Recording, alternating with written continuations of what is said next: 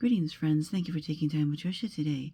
We are going to be looking at Luke 7:36 through 50, talking about the story of the alabaster box and the sinful woman. Jesus had been teaching in a city, and it started out as, then one of the Pharisees asked him to eat with him, and he went to the Pharisee's house and sat down to eat. And behold, a woman in the city who was a sinner, when she knew that Jesus sat at the table in the Pharisee's house, brought an alabaster box of fragrant oil, and stood at his feet behind him weeping. And she began to wash his feet with her tears, and wiped them with the hair of her head. And she kissed his feet, and anointed them with fragrant oil.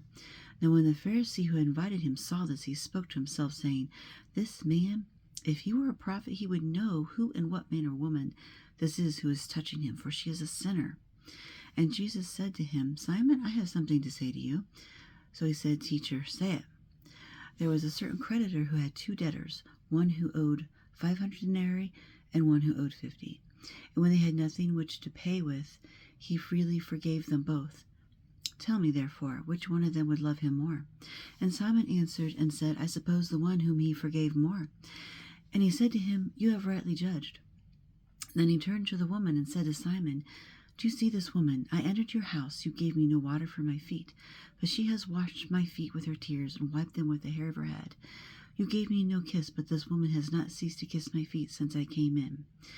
You did not anoint my head with oil, but this woman has anointed my feet with fragrant oil. Therefore I say to you, her sins, which are many, are forgiven, for she loved much. But to whom little is forgiven, the same loves little. Then he said to her, Your sins are forgiven. And those who sat at the table with him began to say to themselves, Who is this who even forgives sins? Then he said to the woman, Your faith has saved you. Go in peace.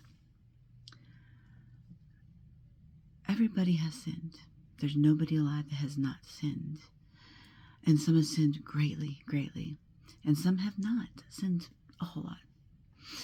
But anytime you turn to Jesus and say, Please forgive me, Lord, I want you in my life so completely, Jesus is always there.